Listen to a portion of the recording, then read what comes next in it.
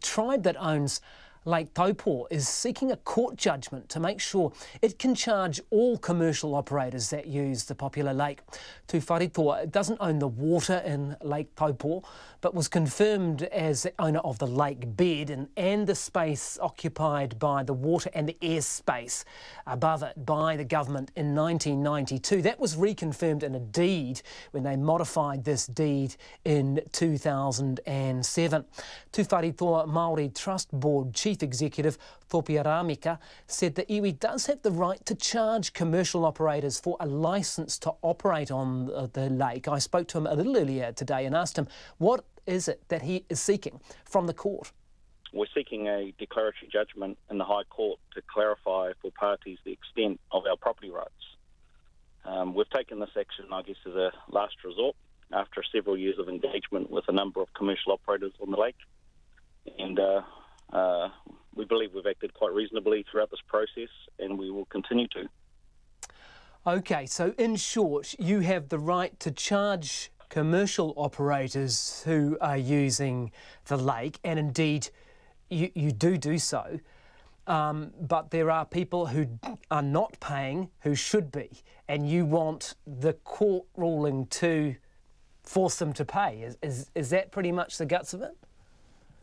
That's a fair summary. We have a large number of commercial operators operating on Lake Taupo. We have arrangements in place with close to half of them. There are a number of others, clearly, that we do not have an agreement in place. So we're seeking clarity on our property rights from the court to help them understand the extent of our property rights.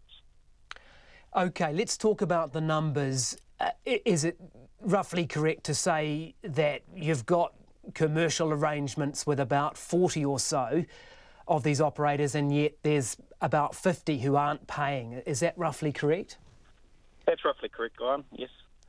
OK, what is the mechanism, the process, the formula, if you like, for charging these operators? How much do you charge them? Is it based on a percentage of the revenue they make? How do you work it out?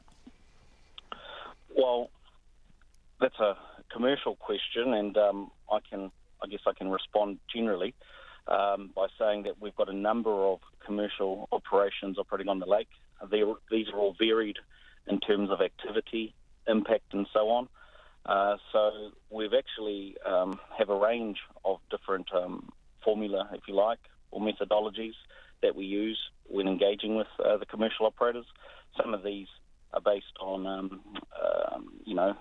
common methodologies such as land valuations and so on. Others are based on other models used by other agencies in similar positions, such as the Department of Conservation, who take a percentage of gross revenue approach. So that's one of the methods we have. We have a number in place. OK, one operator told us it was something like 7% of revenue. Is that roughly ballpark, or...? It's difficult to say, to be honest. We have a range of them in place, and they're all different depending on the type of activity that they are.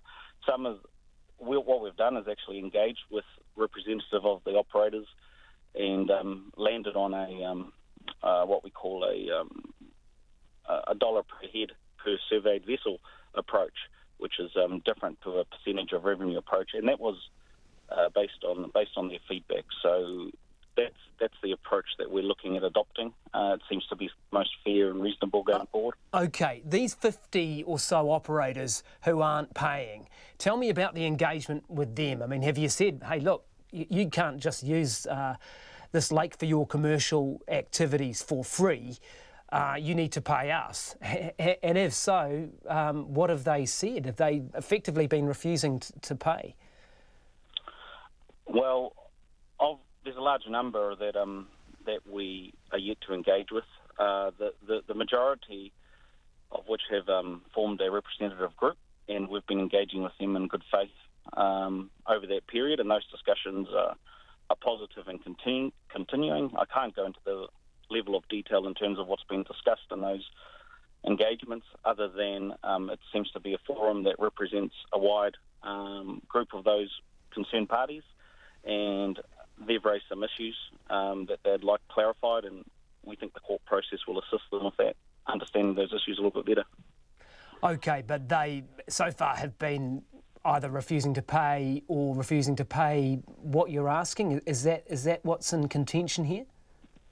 Yeah, yes. I mean, we've made it clear that there are a number of businesses that don't have any arrangement in place with us, and I guess the important thing to note here, this isn't about payment as such. This is about ensuring that ourselves as trustee of this important water body are fulfilling our duties as responsible trustees, that we have full control and authority over our property. And there are a number of things that we would normally expect us to enter into an agreement with. Payment is only one of those things, but there are a number of other aspects that we think are important also to ensure that we've got the appropriate control and authority in place.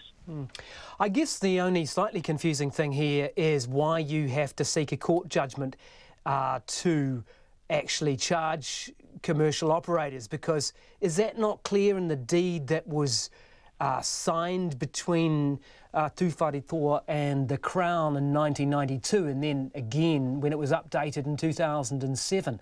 I didn't realise that was in any doubt. Well, if you're asking me if it's clear, the answer is yes. We believe it is clear. However, we can't stop other parties from taking a different view, and that's their right, and we respect that. So the only appropriate place for us left to go is to seek some clarity from the courts, and so that's what we're doing in this situation. Have you told any commercial operators not to use the lake because they haven't got these agreements with you? Has it actually come to that? No, we haven't got to that stage.